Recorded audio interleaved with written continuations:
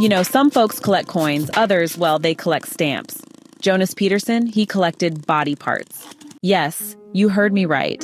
And no, this isn't a crime documentary. It's a short story review. But honestly, the tale I'm about to walk you through could give any true crime series a run for its money. We gotta get out of here! This is the story of a man whose life spiraled from tragedy to pathology, literally. And somehow, a nurse named Grace Jaffe was there at the start, in the middle, and again at the end. Though it's not exactly love or even sympathy, it's more like being stuck with a cursed puzzle you didn't ask to solve. Let's get into it.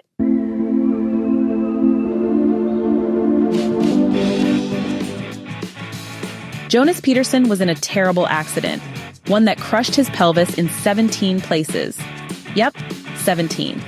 That's not just a car crash, that's a mechanical catastrophe. He was stuck in the hospital for 6 long months, and during that time, he formed some good bonds with the nurses. One nurse in particular stood out, Grace Jaffe. Grace was caring, professional, and just going through a difficult time in her personal life. When Jonas reappeared 2 years after being discharged, it was at Grace's doorstep. Conveniently, this was right when her relationship had gone cold and a divorce had occurred. So Jonas became the helpful housemate. He cleaned, he folded, he did the washing and tidying, everything most men wouldn't do.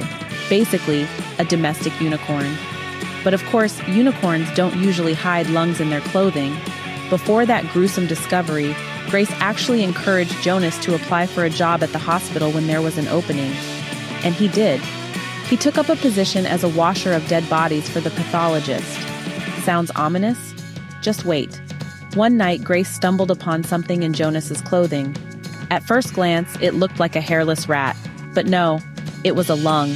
A real human lung, hidden in his clothes. Let that sink in. As the story says, with his secrets out, Jonas fled the house. And for the next 2 years, there was silence. The story picks up again 2 years later, but this time at a psychiatric hospital.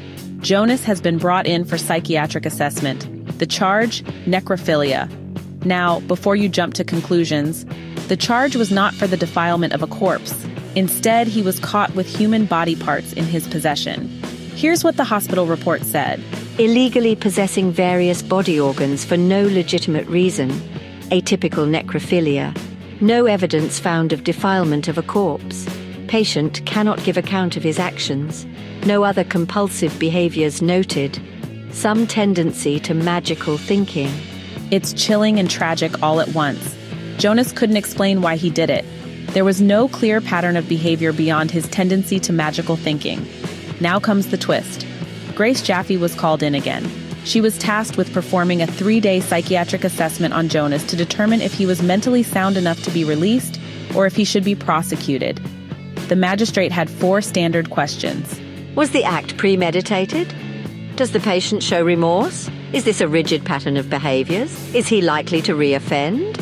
Grace and her colleagues had to answer these.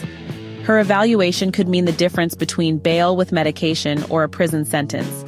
But before that decision could be made, Jonas disappeared again. Yes, he stole a doctor's car and escaped the psychiatric hospital. 6 months before this hospital episode, Jonas had reached out to Grace. He'd written to her, claiming he had changed. So when he escaped, Grace had a good guess where he'd be headed. She followed. She found him. And in a moment that makes this story unforgettable. She did not bring him to justice. She helped him escape. Not out of love. That's important. The story makes it clear. In all these, there was no love between Grace and Jonas. And that's when the moral puzzle really kicks in. This haunting, bizarre, and thought-provoking story is titled Invocations to the Dead. And yes, it lives up to its name in every sense. This story shook me. Why would someone help a man like Jonas escape? A man caught with human organs? A man who worked at a morgue and hid body parts in his clothing? This particular story got me thinking, how could one allow one who cuts dead bodies escape or help in his escape? The best should be an attempt at treatment. That question kept circling in my head long after the story ended. It touches on the blurred lines between compassion, duty, and moral obligation. Grace had once been a caregiver, but should that role extend to protecting someone who may not even be aware of the weight of his actions? The story cleverly alternates between the past and the present, showing us Jonas the helpful housemate and Jonas the silent, mentally unstable patient. It never tries to justify his actions, and yet it doesn't reduce him to a one-dimensional monster. What makes this story stand out is how it doesn't deliver easy answers. Jonas is not portrayed as evil. He's clearly disturbed, but there's no neat resolution, no trial, no healing arc, just flight, confusion, and one woman's decision to let a very disturbed man slip through the cracks. Again. And Grace?